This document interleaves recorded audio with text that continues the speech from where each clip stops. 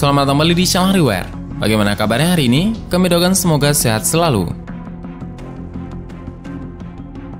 Militer adalah salah satu divisi terpenting dari suatu negara. Kekuatannya mampu menjadi penentu keberhasilan suatu negara selamat dari negara lain. Tidak salah, militer tiap negara diberikan hak untuk melakukan eksperimen demi mendapatkan senjata baru.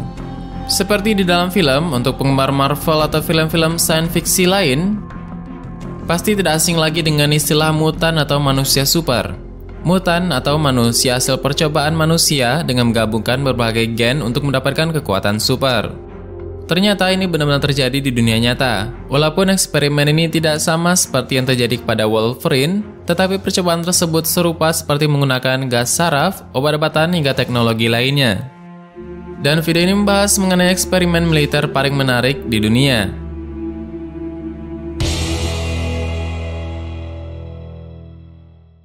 Sebelumnya, jika kamu baru di channel ini, jangan lupa tekan subscribe agar tidak ketinggalan video misteri dunia terbaru dari kami. Bantu channel ini agar terus berkembang dan memberikan wawasan untuk kita semua.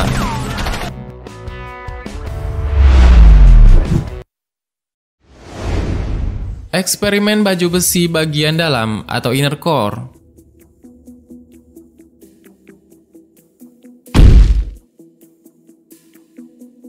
Selama beberapa dekade, setelah didirikan pada tahun 1958, Defense Advanced Research Project Agency atau DARPA, organisasi pusat penelitian dan pengembangan Departemen Pertahanan, berfokus pada pengembangan sistem persenjataan yang luas. Tentara super pernah dibuat oleh DARPA dalam sebuah proyek bernama Inner Armor. Proyek ini mencoba mewujudkan kemampuan hewan yang tidak dimiliki oleh manusia. Sebagai contoh, kemampuan singa laut yang mampu memutar aliran darahnya ketika menyelam dalam sehingga mengurangi kebutuhan oksigen.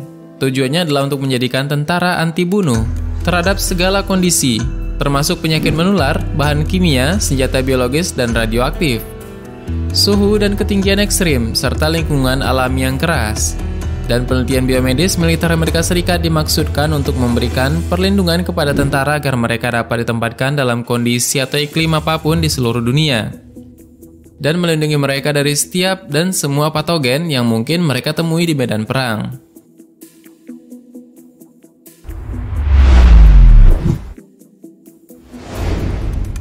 Prajurit 24 jam selama 7 hari.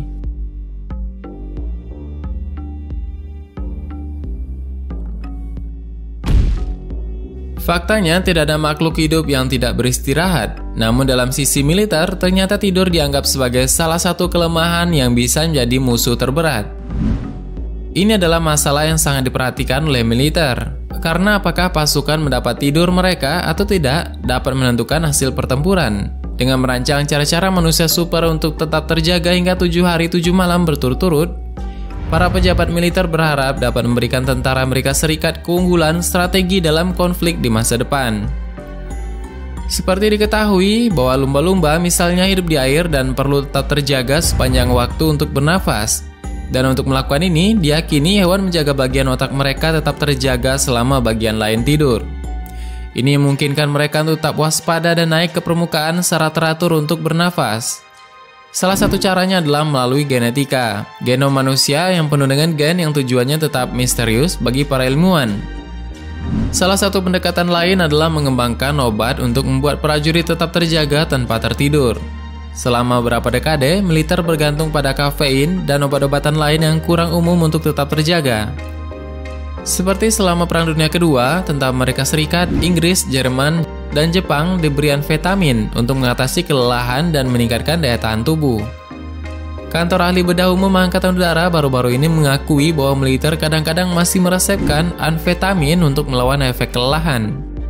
Stimulan yang baru lebih dikembangkan yaitu modafinil, dijual dengan nama Provigil, yang telah disetujui oleh Federal Drug Administration pada tahun 1999. Dan telah terbukti membuat orang tetap terjaga dan waspada selama 2 hari berturut-turut. Lebih dari 250 orang sekarang menggunakan obat tersebut, meskipun sebagian besar dibuat untuk orang yang menderita narkolepsi, suatu kondisi yang memicu dorongan luar biasa untuk tidur. Dan obat ini biasa membangunkan prajurit selama 40 jam lamanya. Selain itu, DARPA juga mendanai penelitian anti tidur yang tidak biasa, seperti stimulasi magnetik transkranial yang menyumbat otak dengan elektromagnetis.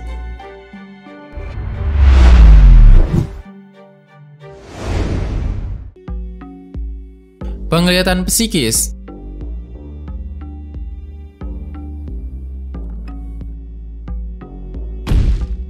Dari segi ilmuwan dan peneliti, sisi psikis dinilai tidak masuk akal. Akan tetapi permasalahan penglihatan yang lebih tajam memang menjadi bahan pertimbangan kemampuan militer. Nyatanya, Pentagon menghabiskan sekitar 20 juta US dollar untuk menguji kekuatan extra sensor atau ESP, seperti melihat jarak jauh dari tahun 1972 hingga 1996. Kalau di Indonesia, namanya ilmu terawangan, yang sering dipakai oleh dukun untuk mendeteksi benda-benda yang hilang. Dan nyatanya, CIA dan organisasi penting di Amerika juga mempercayai hal tersebut.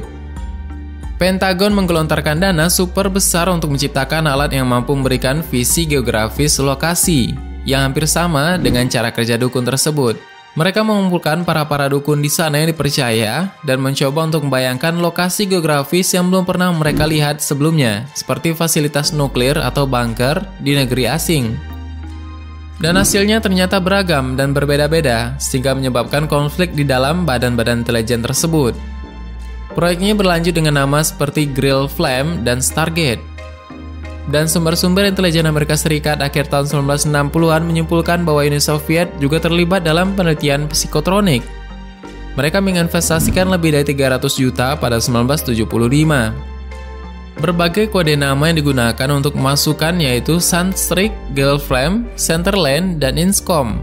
Stargate adalah salah satu program penglihatan jarak jauh yang dilakukan oleh Stanford Research Institute atau SRI. Menlo Park, CA, sebagai tanggapan atas kekhawatiran CIA yang dilaporkan oleh penyelidikan Soviet terhadap fenomena psikis. Dan CIA mendeklasifikasikan informasi tersebut dalam file yang dirilis pada tahun 2002. Itulah beberapa percobaan militer yang sangat mengagumkan yang mungkin masih berjalan hingga sekarang. Kegunaannya adalah untuk menjadikan militer pasukan yang tangguh dan kuat sehingga bisa tahan di berbagai medan pertempuran.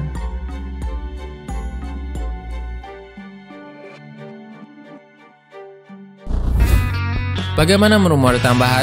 Silahkan berikan tanggapan dan komentar di bawah. Sebenarnya masih banyak hal yang belum akan kita bahas. Tetap nantikan video selanjutnya dengan tombol subscribe dan klik icon lonceng sebelahnya. Terima kasih sudah menonton hingga akhir video ini. Kami doakan semoga sehat selalu. Sampai jumpa lagi.